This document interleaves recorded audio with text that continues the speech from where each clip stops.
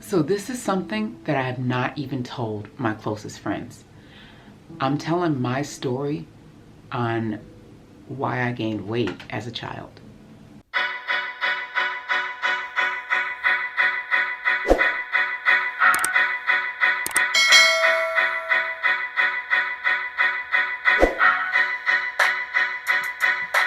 I'm Ileka. I'm a mom of 4 who lost 120 pounds through the ketogenic diet, exercise, and mindset changes. I've changed my life. You know, I'm happier, I'm healthier, I'm able to do so much more with my family. Honestly, I always say I'm a mom of 4 who lost 120 pounds, but I'm a mom of 4 who gained her health back.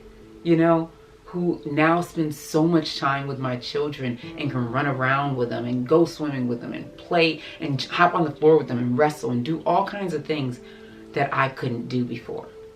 And so now that I've been able to help so many women do the same thing, it gives me a passion. It gives me a mission and a motivation that I'd never had before, you know? And it allows me to love what I do. So today's video, I want to tell you my story. And it's my story of how I grew up as the big kid, right? As the fat, you know, overweight, whatever you want to call it, little girl who became an adult, you know? And why I now, you know, still work so hard on the mindset changes to change the relationship I have with food, the damaged relationship I have with food, to ensure that my children don't have a damaged relationship with food, and ideally ensure that children everywhere can have a healthy relationship with food as they grow. And that's why I post these videos, because in my mind, if I can help the moms and dads and parents out there and those raising children, then the next generation will have a healthier relationship with food, and we won't have so many issues with obesity and all the ailments that come with that. Diabetes, you know, heart issues, you know, high cholesterol, high blood pressure, whatever else, you know, that comes with it now. So that's my mission. That's why I'm here. That's what I do. So today I'm going to tell my story, right? So here it is. I was born 10 pounds, right? So from the time I was born, I was always, you know, oh, Leka's the biggest one, you know, Leka's so fat. Like, here's the thing, right? I was always told I was so big because I was born 10 pounds. Everybody else in my family was born 9 pounds, and they were always told they were so small because I was the big one. There was a pound in between that. But here's the thing, what that does is when you single out one kid for something like that, you're the fat one, you're the big one, look how big she is. What that does is it gets in that kid's head. And now I always saw myself as the big one. So I cower, you know, I try and make myself smaller. And that's just not the way we want to live. So born 10 pounds, right? Throughout that time, right, everywhere I went, it was, oh, look at little fat Leka, you know? Oh, she's so fat just walking around. You know, if I look back at pictures, I really wasn't that fat. Everybody else was just really skinny, you know?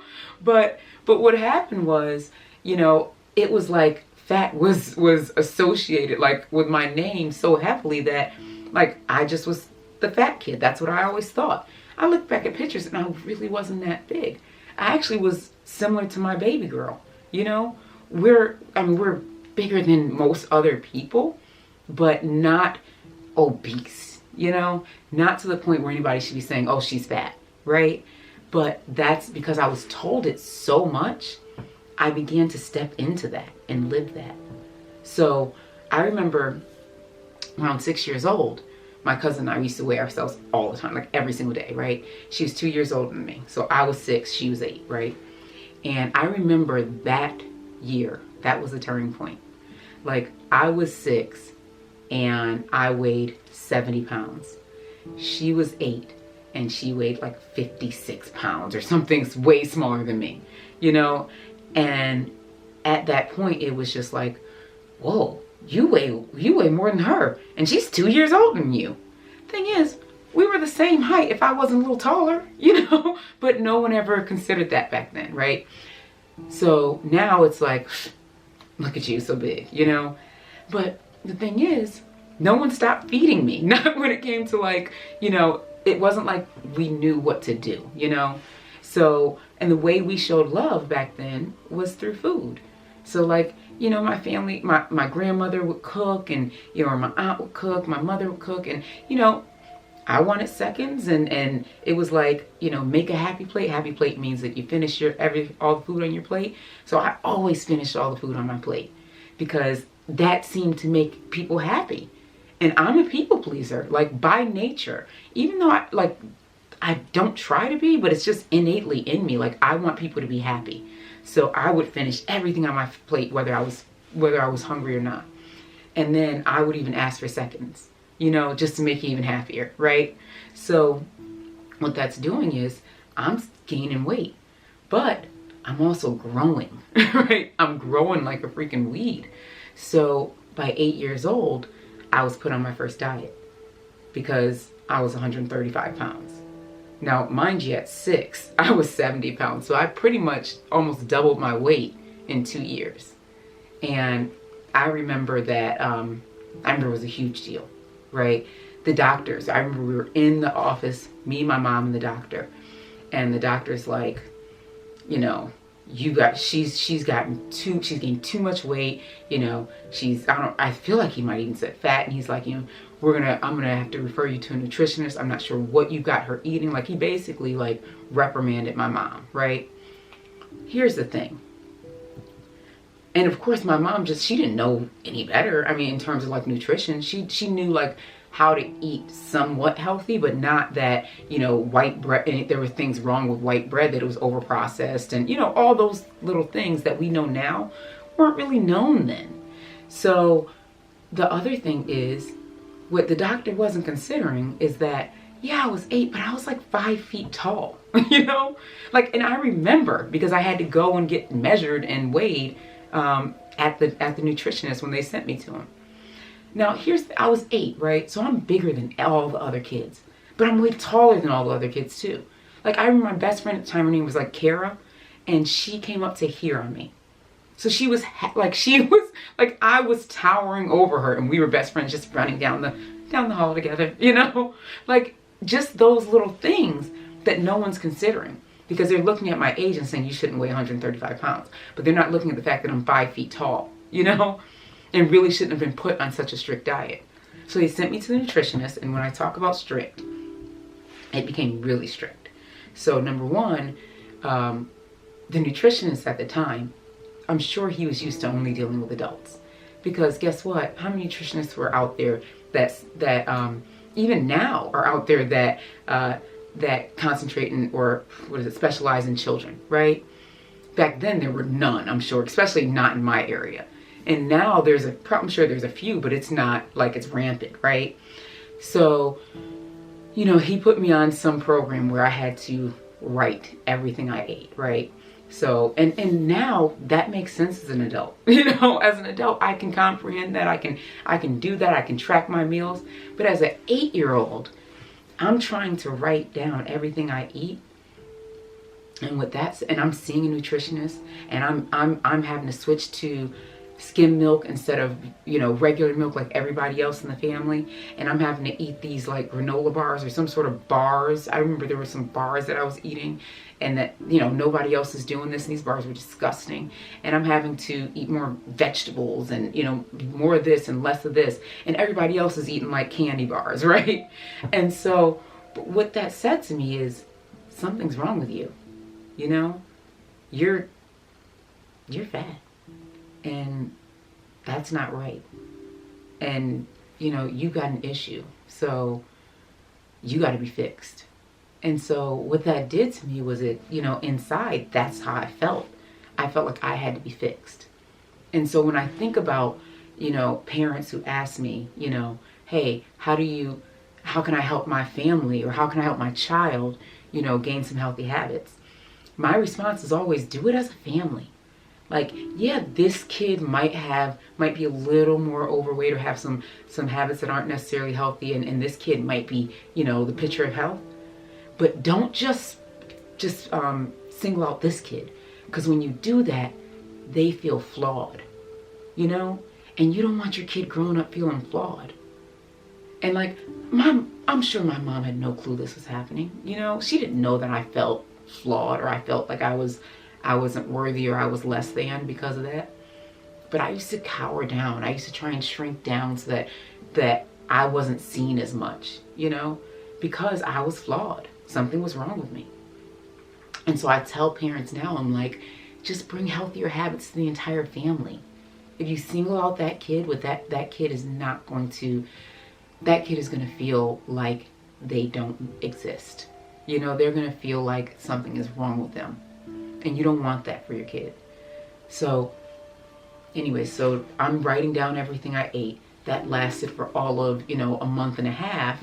And of course I was sneaking some things, you know, because again, like, this is crazy. I'm 8, you know, like of course I'm going to sneak something, and I'm going to take a bite of my sister's Snicker bar, or, you know, everybody's going to have ice cream. I'm going to sneak some soda or something. I don't know. Right.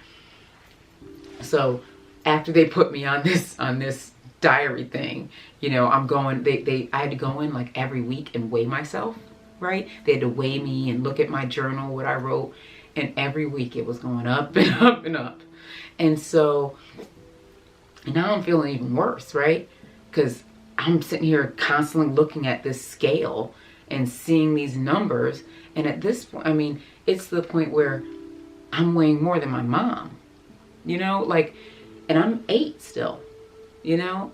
So, I mean, just those things, you start to see those things. And I was a kid who, I was quick when it came to numbers.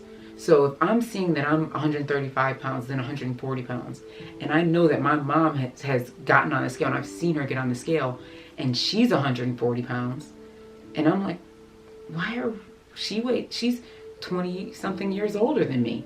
Why do we weigh the same? So again, now I'm thinking something's wrong with me. You know, I'm even more flawed. Well, I'm fat, you know? Everybody calls me fat. Everywhere I go, they say I'm fat.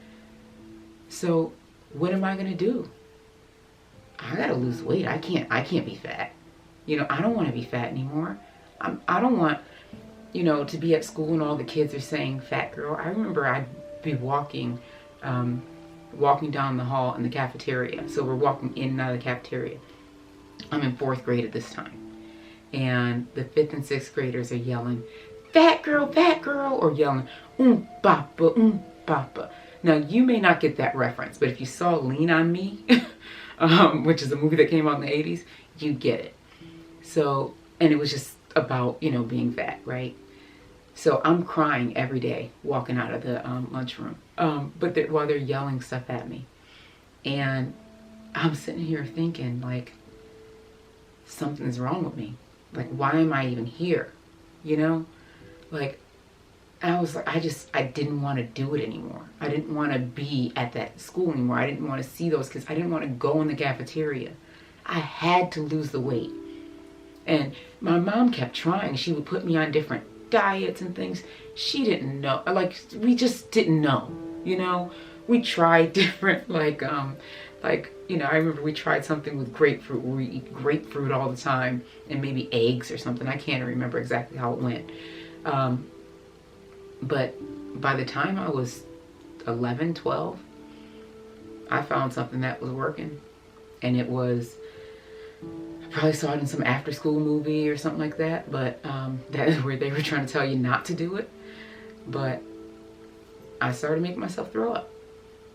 And to me, I was like, well, at least, you know, I know that if I, and this is something that no one knows. I'm sorry, nobody knows this. Like, and as I'm saying it, I can't believe I'm saying it. I can't believe I'm telling. I can't believe I'm sharing it. Like, it's, okay. So I began making myself throw up. And I remember watching a show where a girl was doing it. And she got really sick and all this other stuff. But I figured I could stop before I got sick. I just wanted to lose weight. I saw her lose weight in it, doing it. So I was like, something's already wrong with me. So if I do this, then maybe it'll help. You know, by 12, my friends had boyfriends, you know, and I didn't. I was just walking around, you know, overweight. I'd asked my parents for a weightlifting machine to exercise in our basement. I got that when I was 11 years old. I asked for that for Christmas, and they got it for me. So I'd be in the basement, like, lifting weights, and after a meal, I'd go up and, you know, vomit. And they didn't know, because it wasn't like I was doing it. It wasn't like I went right to the bathroom right after or anything like that. I wasn't a pro at it, you know. But if I felt like I ate too much, if I had like nachos or something, just felt like I went too far, I'd go right to the bathroom, you know. And they couldn't hear it. They didn't, you know, they didn't know. We're loud in the house. We're really loud. I remember one time my sister called me. She was probably 8 and I was probably 12, I think.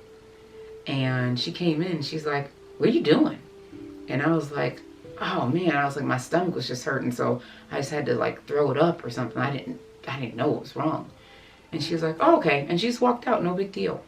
You know, but she had no clue that this is something that I did. And I didn't do it every day. It's not like I was, and you know, I sound like somebody who had a problem, it's like trying to explain it.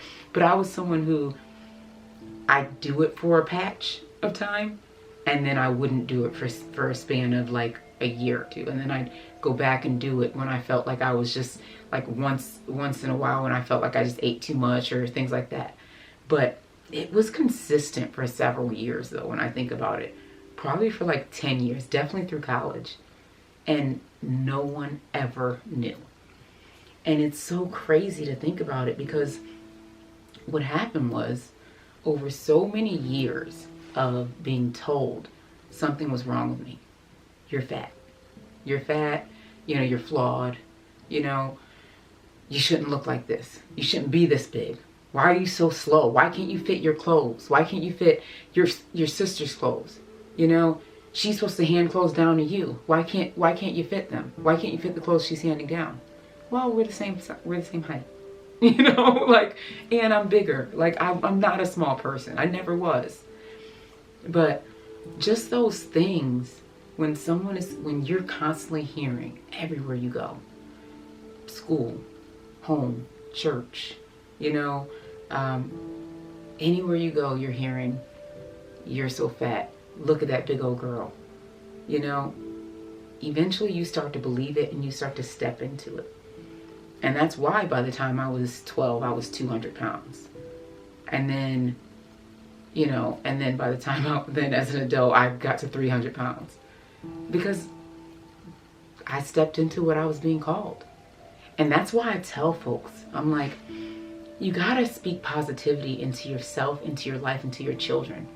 Because in the end, when we don't speak positivity, when we're constantly being told something, some people are like, you know, they fight against it and jump into a whole new scene, right? Others become what you tell them they are. That's why you never call a kid bad. You're calling your kid bad all the time, that kid starts to believe it.